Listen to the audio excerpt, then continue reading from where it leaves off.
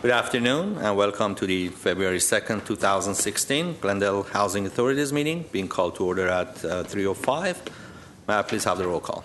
Authority members Devine. Here. Friedman. Here. Kelly. Here. Najarian. Barazian. Here. Sinanian. Here. Chair Garpetian. Here. May I please have your report? The agenda for the February 2nd, 2016 regular meeting of the Glendale Housing Authority was posted on Friday, January 29, 2016 on the bulletin board outside City Hall. Okay, what is next? Next item is approval of minutes. I'll move for A.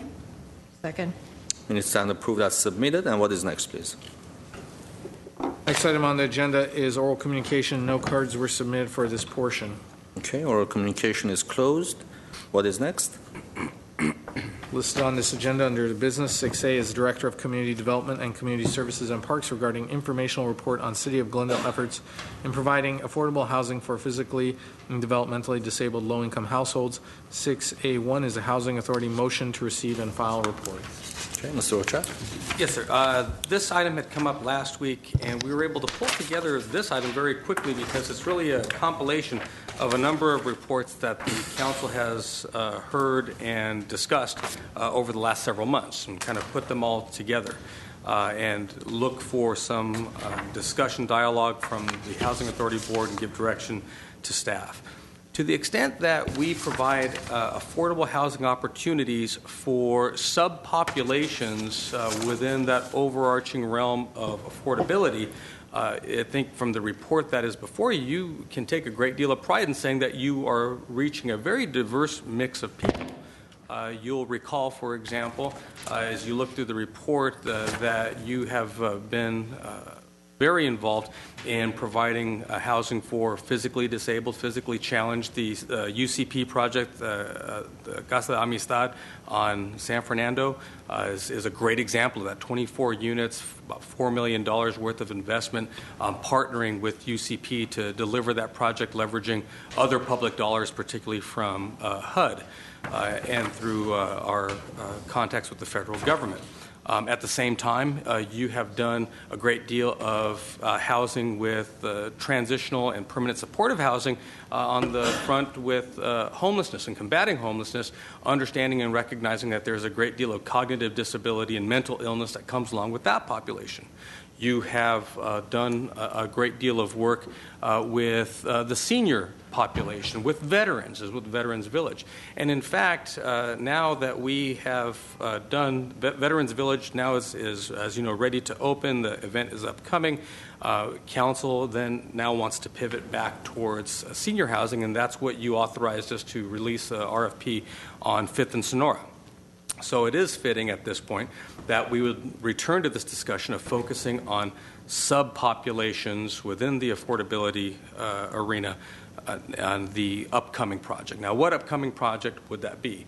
As you know from other staff reports that staff has provided to you, that really depends on what the council wants to achieve and with whom they want to achieve it. If you were looking for, as an example, the housing for low-income, physically challenged individuals, we're probably looking at either new construction or a very substantial rehabilitation like the UCP project because of the need to adhere to ADA standards. That is going to take $4 to $5 million. The good-ish news is that over the next 24 months between federal home funds, the trickle, and it's sad that it is still a trickle of funding that would be coming in through the low-moderate housing fund, what used to be redevelopment, we probably will have, and the money you'll recall that we are receiving back from the refinance of the B Group's properties, we could have $4 to $5 million over the next 24 months. That would help us to do a large project where we find a partner, leverage other public funds perhaps, whether the tax credits are from the federal government, to be able to affect a brand new project. Conversely, if you didn't want to wait that long and you wanted to use money to try to reach out to persons of this subgroup population, the other half of your staff report focuses on the permanent supportive housing. and the continuum of care through combating homelessness. And so for $350,000 a year, ongoing, but $350,000 a year, we could do take another 15 people off the streets and place them in the permanent supportive housing. Understanding full well that the measure of success as you're working in that arena isn't that these people these clients in permanent supportive housing don't matriculate back into mainstream housing. Success is measured by them staying in that housing and not becoming among the chronic homeless that ultimately we deal with through police, fire, EMS, and through the emergency rooms, our most expensive assets dealing with, on repeated occasions, with these members of the public. So hopefully what you understand from this report, and you can question Mr. Zovac and Ms. Sanvelian in terms of the new housing construction as well as the continuum of care for homeless services. What you can question them on is this discussion of how best do we spend our dollars. From the staff's perspective, we would like to see maybe a marriage of all of these priorities, getting to this notion of physical disabilities, mental disabilities, transitional housing, as well as permanent supportive housing, all really in one location. If we could identify a particularly appropriate piece of property that we might be able to acquire as City of Glendale Housing Authority, that we could build a project around. And that sounds like a tall order. I mean, you're knocking on the door of 4 of those different subgroups: physical challenges, mental challenges, and understanding that a lot of those folks are overlapping with the members of people who are homeless, our homeless clients. You will also note from other previous reports from staff that HUD has placed a heavy emphasis on their housing first model. They want to put people into housing, get them into housing, and the rest will follow, the supportive services. That is problematic to some degree for our efforts to do transitional housing. A person loses their home, they go into a Sensia shelter, and then we want to actually try to matriculate that person out of the shelter into transitional housing and hopefully get them back into mainstream housing. What I'm submitting to you here is that I don't believe that those are mutually exclusive in the right project at the right property somewhere here in town. That perhaps there is an opportunity to do permanent supportive housing to achieve support from HUD and have a significant percentage of the units in a given property, in a given project, be permanent supportive. Somebody moves in, they stay there. Success is measured simply by them staying there. And then have the balance of those units be transitional units. And to the extent that we would say, at the direction of the board, a subgroup that we're focused on, developmentally disabled, physically challenged individuals, it's the shame of I think our nation that many of the people that are homeless, that have a housing insecurity, meet those tests, are either physically challenged or are mentally have some mental incapacity. We can do that at that point. Or the council may say, no, go find us another project like the UCP project. And we would focus entirely on physical disabilities. But certainly that is an overview as to where we are based on the report that is before you. And again, you have done a very significant job of reaching these subpopulations. To the extent that you would like to ask specific questions of the projects referenced here or of our continuum of care programs, again, Peter and Yvette are here for those questions. Any questions? Yeah, many questions. Go ahead. Peter and Yvette. So help me decipher this report. How many units currently are dedicated or being occupied by individuals that are developmentally disabled? Mr. Chair, members of the authority, the housing development preservation activities have generated 7 affordable housing projects for that population. And those 7 projects consist of 78 units. Okay. Three of those projects are group homes, so they also serve those, in those particular cases, group homes in single-family neighborhoods that serve individuals. So how does while we a mentioned- group home work, if you can explain? One individual is in one bedroom, a second person qualifying for the program is in bedroom number 2, someone else is in bedroom number 3, there might be 2 people in bedroom number 4 who are related in some way, all being managed by someone who lives on site in a single-family home. And that's conditioned by their disability? Is that Correct. why they're... Okay. Correct. And in that particular case, although I say there's 78 units, the fact that 3 of them are group homes, we're really talking about 97 households. Okay, 97 households. And do we know what the total number of people involved? in It those could change at households? any given time. Okay. So all of these are, I'm sorry, you may have just mentioned it, but are all of these units in dedicated buildings, or are they spread out, or is it? They're all project-based, so they're in dedicated buildings. Okay. So as long as the tenants are living there, they're receiving the assistance per the individual projects and how they're set up. Once they leave the facility, and the projects are set up differently depending upon the funding sources that we utilize to develop them. Some might have services related to their disabilities along with project-based Section 8. 3 of those 7 projects were developed in conjunction with HUD under their HUD 811 program. Okay. And with that, HUD would provide capital financing to help develop the project and then also provide project-based Section 8 vouchers that stay with the unit. Okay. And so someone could be living in a particular facility like UCP project at 6200 San Fernando. They'll receive their services through UCP as a service provider. They'll also have their monthly rent subsidized for as long as they live there. From what I understand, and I don't have any in-depth knowledge of what exactly constitutes a developmental disability, but I know there are apparently 5 categories that jointly make up that qualification. Do all of those types of individuals need these facilitators, or what do you call them? How do you refer to them? Social service providers? Social service people? Yes, typically they do. Typically, from what we've seen, is developmental disabilities also translate into physical disabilities, mobility and things along those lines that in most cases, and I shouldn't say not all, but in most cases translate into the need for social services. Okay. So is it feasible to, given that, is it not feasible to have just units, residences dispersed through buildings, so they're not really concentrated in a single building where developmentally disabled individuals can reside?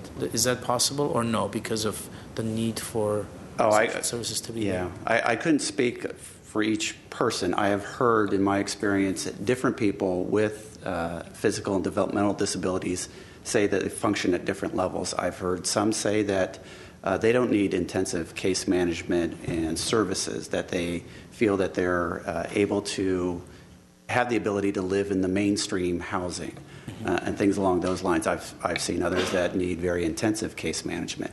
I think what you see, though, is when there's an effort to put together an affordable housing project, and you have to leverage as many funding sources as possible to make it work, then you see as part of that component a social service provider coming in and mandating services to everyone, because that's one of the ways that makes the project feasible.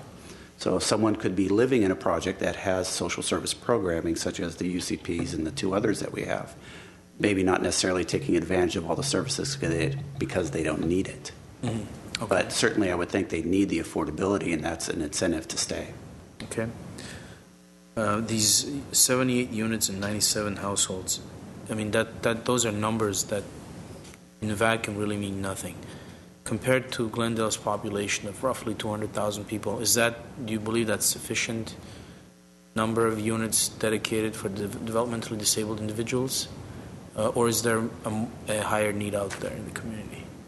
I think there's a higher need for that category, but I think there's a higher need for every other category that we've served, and I think that's been demonstrated via all the projects that we've developed and the demand that we see in them. Okay, so then the other question is their need higher in terms of proportionality than the need of all the other groups that are out there. And I know very well that there are many, so there's more need for Section 8, there's more need for elderly housing, there's more need for everything.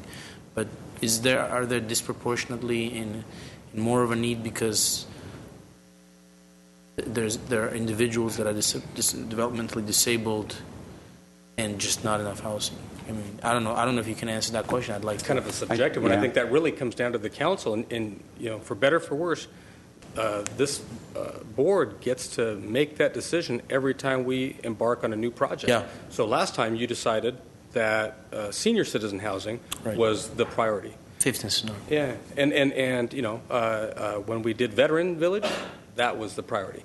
And so, as I said, for better or for worse, you get to make that policy judgment. The Artist Village? Artist sort of priority.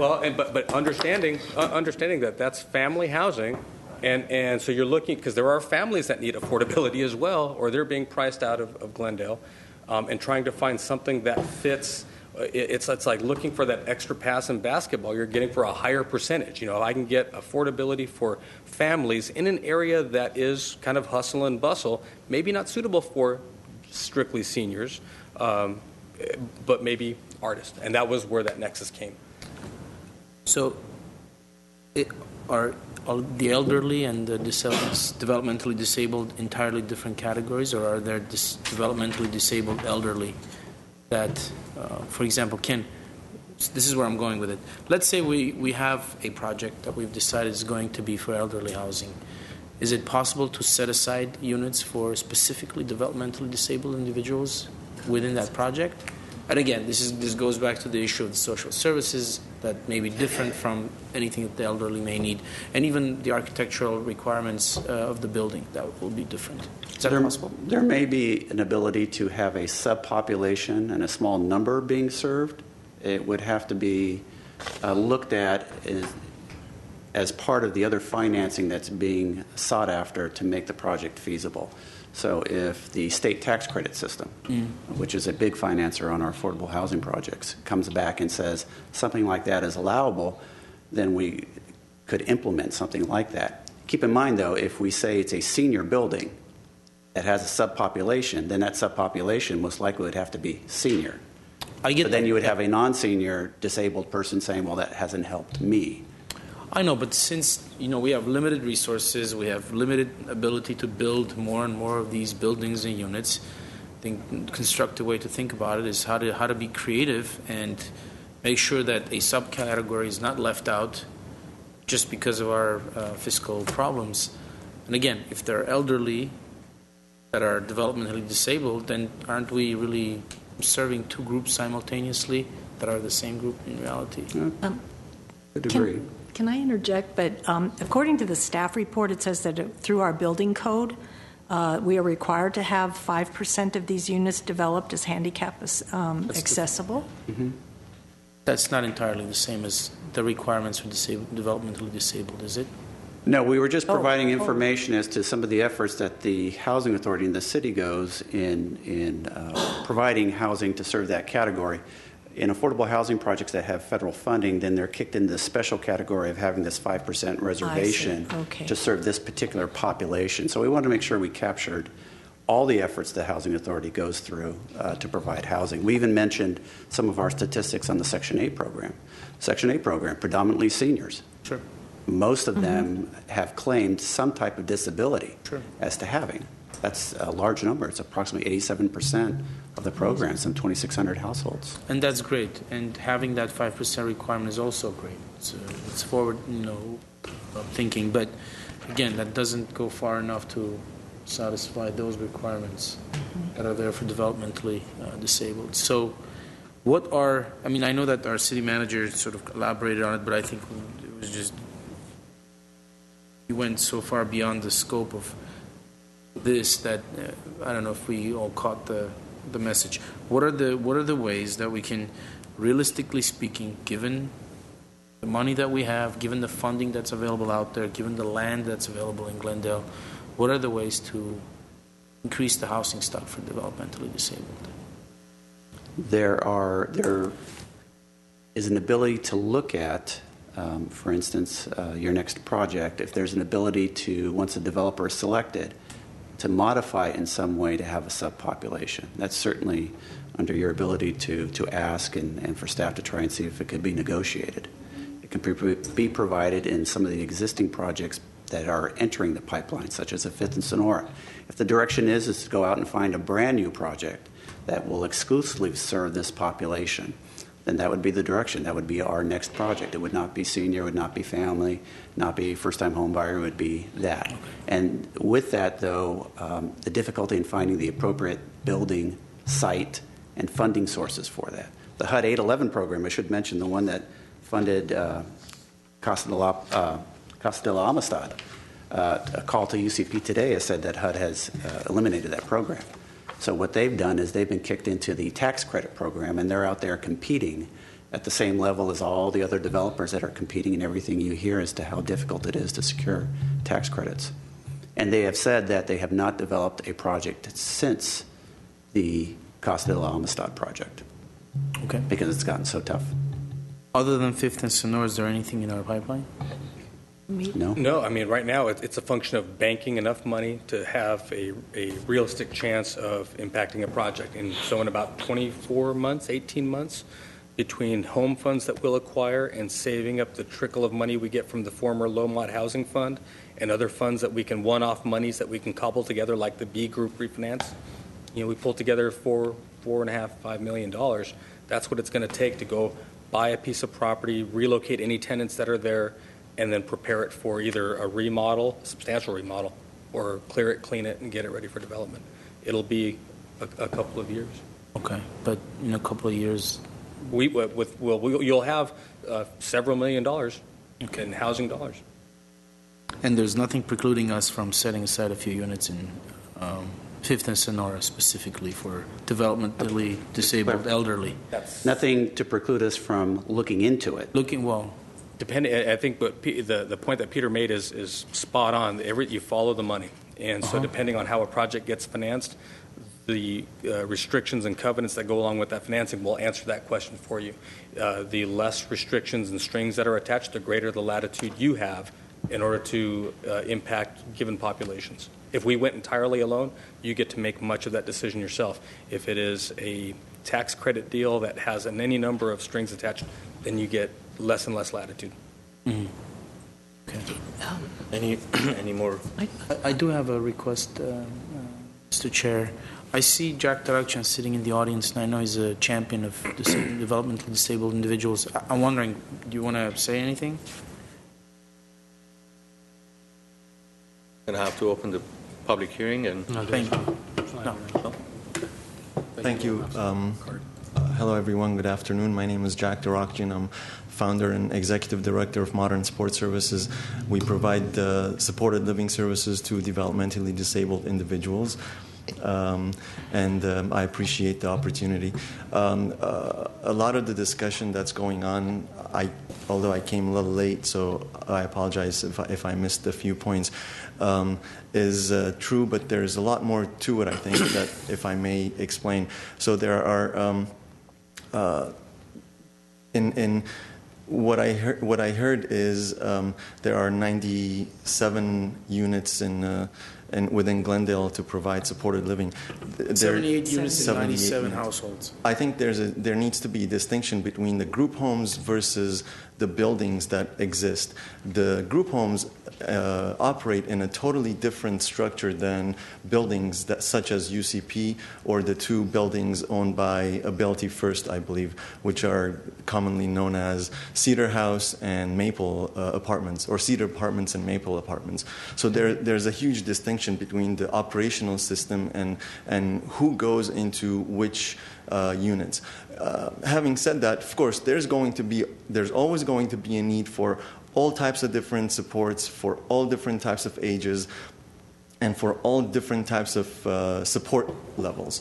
And under the state law, anyone, regardless of their disability or the severity or the extent of their disability, can qualify for supported living services, which means if someone needs 5 hours a week of supported living, given that they live in their own apartments, can qualify for supported living, or if someone needs 24/7 extensive supports can qualify for supported living.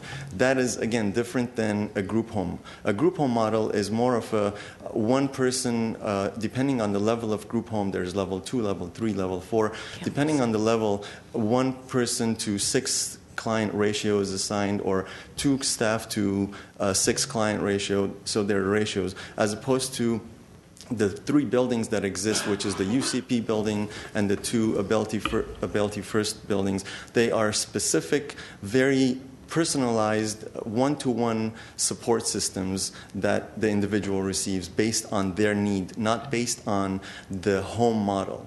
Again, the home model being a group home model. I've had many individuals within the city of Glendale that have developmental disabilities approach me, and I've referred them all to housing. Some of them choose to go and talk. Some of them say, no, I don't want to go that route. I can't. I'm not able to for whatever reason. But I think in general, and again, there's going to be the need for the elderly and the homeless, but I truly believe that there is a greater need for this population, looking at the general units that are coming up. In addition to that, there could be a situation. There's a new building that was set up in Eagle Rock within the city of LA. The project was by Works, WORKS. It's an acronym, but they have a building that came up, and it's divided by categories. 14 or 16 units went to developmentally disabled. About 16 went to elderly. About 14 went to homeless individuals. So there's no reason why a building can be brought up and can be divided into different categories. And it is difficult. It's gotten much more difficult to get the 4% or 9% housing that the state and feds have. I recently attended a workshop, and the room was full of probably about 70, 80 people, individuals, and the speaker asked who is a developer. Only 2 people raised their hands. There needs to be an incentive to the developer and the builder to do something. So I was thinking, what if the city of Glendale, and maybe I'm going over my head here, but might as well, what if you guys set up an RFP and bring in developers who are truly interested, like the Works program? And so the need is there. I think, as Councilmember Sinanian mentioned, we have to be creative. If we're not creative, if we just look at the books and say, no, this isn't going to work, it's just not going to happen. I guarantee you it's not going to happen. Or if it happens, it's going to be very limited scope, 5 in 5 years and another 6 in 7 years, and that's it. My goal is not to say build a 100-unit apartment and house everyone. No, that's not. In fact, what I've always talked about is incorporate the disabled into the non-disabled community. So you build, 33 new apartments are coming up, or some have come up and the rest are coming up. Even if only 3% of those new apartments were affordable housing geared to a certain population, or break it up, seniors, homeless, within the population, what are we afraid of? That they won't charge $2,200 for a one-bedroom unit? I mean, that's what the apartments are going for. It's an affordability issue as well. You can say we're going to build it, but if they don't have vouchers and they can't afford it, they're not going to be able to move in. So, again, thank you for your time, and I hope we can make a difference. I'm sorry, I didn't get your, what's your business? Which company are you with? Modern Support Services. Modern Support Services, thank you. What do you do? What is that? We provide supported living services to developmentally disabled individuals who are 18 and over. We're contracted by the regional centers within LA County and Orange County, and we get the referrals from them. There are 21 regional centers in the state of California, and they are responsible in providing supportive services or coordination to all developmentally disabled, birth to death. And developmentally disabled, within the state of California, it's categorized or it's defined as having one of the 5 major disabilities: cerebral palsy, Down syndrome, autism, seizure disorder, and mental retardation in general. Do you work with the Campbell Center? Is that are the 3 homes listed here the group homes that are with Campbell Center? No, we don't work with the Gauguin House, for example. That we don't work with the Gauguin House because, again, the model that the Campbell Center has is a group home model. So what happens is Campbell Center is vendored by the regional center, Frank D. Lanterman Regional Center in this case. And they specifically refer individuals who are more geared towards group home. And so most group homes although lately there have been a lot of specific group homes being built for individuals coming out of the developmental centers, but I believe the 3 that Campbell Center has are all 3-bedroom, 6-bed homes, and they're all level 2, if I'm not mistaken, although there may be one of them that may be level 3. And the ratio, staff to client ratio, is 1 to 6 or 2 to 3. So they have 2 staff for 3 individuals, as opposed to the other 3 buildings, UCP and the 2 Maple and Cedar. They are individual apartments. The individual lives there with their own individual support system coming in. UCP is a little different. UCP will not allow any other service provider to go in, as opposed to the other 2. If I think there's 24 units, potentially there could be 24 different vendors going in providing services to each one of those. Okay. The individuals that you work with, where do they get their funding? Regional center, which is it flows through the regional center, but it's a combination of state and federal matching money. Okay, so they don't pay out of pocket. They get help from the state. And it comes from DDS budget, Department of Developmental Services. Okay. Any more questions? I have a question about Habitat for Humanity.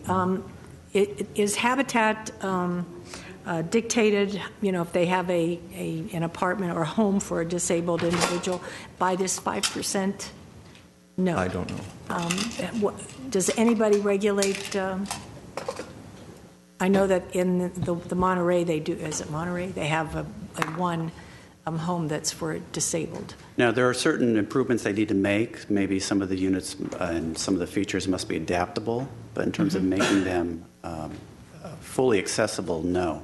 But it's interesting that you bring them up because in the Kenwood project, they selected 2 families that had children that were disabled, severely disabled. And that's the one off of Monterey, right? Yes, right off the freeway. Yes, and in that particular case, they located the 2 families, adjacent units, and in between put an outdoor elevator that required extra fundraising. So they're able to accommodate them in that manner. Okay, so that kind of decision is made before they do the build, or? That was made, that particular case, if I remember correctly, not too long after the build started. Did they I think that's why it's that an there was this exterior need? Okay. elevator. And that was the solution. Okay, thank you. Go ahead. My question maybe will sound a little strange, but I just wanted to know, in those group homes, do they place the individuals with their disabilities, let's say physical disabilities, then the other home is for the mental disabilities? If yes, were there any problems between those people, individuals? We have not heard at a staff level, and these projects were, 2 of them were set up in the mid-'80s, and the last one, I think it was mid-'90s. We had never heard problems on their operations. That's not to say that there may not have been problems. Mm-hmm. Okay. I think Mr. Drokshin's point is well taken with respect to the UCP project. It's a function of, I think you heard Peter say, a function of the grant from HUD that facilitated that overall project, that you have to use UCP, or else that's how they're able to, at least they were able to sustain themselves and do these projects. And so the provision of that service is centralized through that developer, in that case UCP. but those projects, that grant opportunity really is no longer there. You've seen, and you saw it with all of our CDBG cuts, the discretionary spending that comes through HUD has just been eviscerated over the last 10 years. And by all accounts, it isn't going to get any better. So to the extent that you do get home funds, to the extent that the state has to come back and resuscitate affordable housing cash flow back to the cities to do the projects that provide the affordability, that really is probably the single best way for us to facilitate new projects and do it in a way that gives you latitude to serve the communities that you are prioritizing project to project. I have another question, if I may. Go ahead. Since we have this building code that goes along with the federal funding, would there be a possibility of having a building code to go into our future affordable housing developments that would say we would like, the council or the city would like to have 5% of that development be for an affordable deal? Yes, in the affordable housing, like for the Sonora. Sure. I think, and Peter can correct me if I'm wrong, but I think to the extent if it is funded entirely by us, we have the latitude to make it 10, 15, 20% if you chose. It's just a function of more people you invite to leverage the dollar, you get their restrictions. I don't know that would be a cap, the 5, but certainly would be a minimum.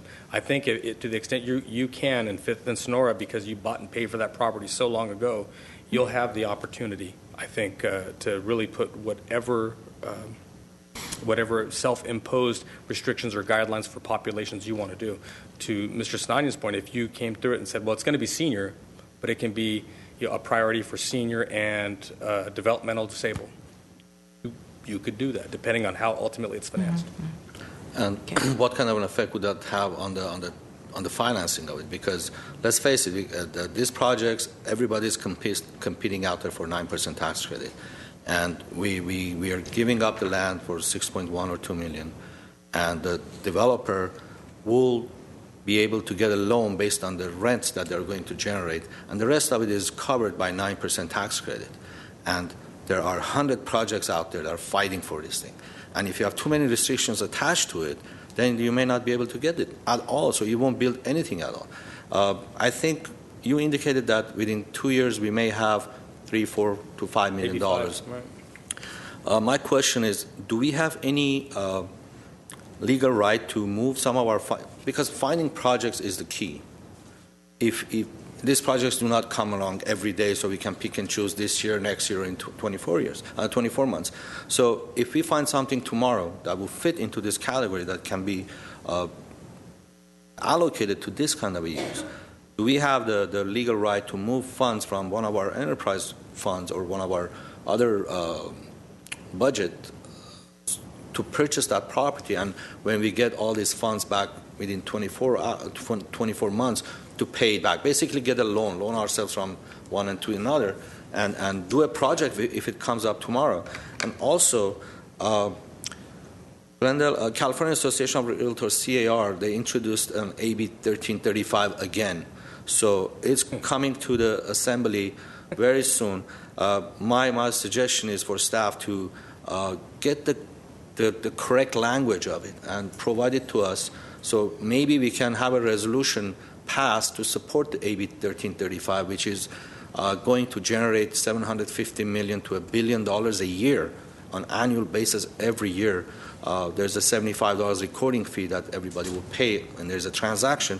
So that would be a better way and a more efficient way if we can get that passed and call up on all of our current and future assembly members to pass that bill, so it will go to Senate. And I know it's a challenge, but we need to get that passed. And based on that, 20% of that funds will go to affordable housing, ownership housing, but the rest of it can be allocated to all the uses that we are desperately in need of. So I think we need to, I'm suggesting to get a resolution passed to support AB 1335. Also, start looking from tomorrow if we can fund it ourselves, loan money to Housing Authority and fund it ourselves for a use like that, and then pay it back. That is, it's a great suggestion, and certainly a creative one. You'll recall when we were looking at a property in the southwest part of town, it was going to between that was kind of a code enforcement problem. The ability to buy it and clear it probably would have been greater, not probably, it would have been greater than the housing funds that we had. And the question would be, do we want to do just that? Borrow the money either from reserve or from one of the enterprise funds and pay ourselves back. You absolutely can do that. I think the economy was a little different at that point, so the council directed us not to do it. But we think alike to the extent that there are properties out there that may pop up that are screaming to be repurposed. Right. If the council and the authority board's direction is to pursue those and take a note off one of our other funds in order to take advantage of timing, we can certainly bring that to you. I think we need to do that. I mean, this is a need that is desperately out there, and we have to pay attention to it. Any other comments? Thank you, Mr. Chair. No. Okay. Is there Mr. Kelly? Did you have any? I had one comment about the homeless count this past last week. January 28th was my one-year anniversary since my interview with Mayor Najarian and then Mayor Sinanian. And I kind of celebrated that by participating in this year's homeless count. My particular post was at the shelter, our 110-bed shelter on Los Angeles Street here in Glendale. And it was an incredible night. There was a team of 6 that went in there and interviewed the homeless. And I had the very, very last person that came in, the very last person on the survey. And one of the questions on our survey was, did you become homeless in Glendale? And most of the answers were no. And people in my line and people that I interviewed were from area codes like 714, 909, even from Venice. So I said to them, why Glendale? Why'd you come here? And they said, it's the greatest city council, a city council that cares the most about them, the greatest city departments.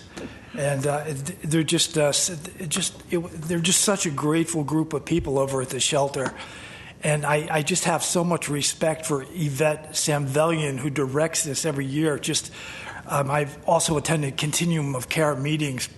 Yvette is sensational running this program, running those meetings and directing these 11 agencies. And the other person I wanted to mention today was Mary Leisure, who's a shelter director. She's just doing this fantastic job over at the shelter. I can't say enough about her. She's very highly educated. She's an Ivy League undergraduate. She got her MSW at USC. And she's just a fantastic person. So I just want to tell Yvette how grateful I am to have participated again this year. And also just to mention Mary and what a great job Mary Leisure does over there. So that's all I wanted to say. Thank you, Mr. Kelly. Thank you. If there are no other comments, is there a motion to adjourn? Receive the file. Don't we need to file? Yes, nothing filed. 6A, is it? It was 6A1. We just need a second. Second. Who motion was made by? I'll make the motion. Thank you. Roll call, Authority please. members Devine, Yes. Friedman, Yes. Kelly, Yes. Najarian, Yes. Razian, Yes. Sinanian, Yes. Chair Garpetian. Yes, thank you. Next item is authority member and staff comments. But Comments? Is there a motion to adjourn? So moved. We are adjourned.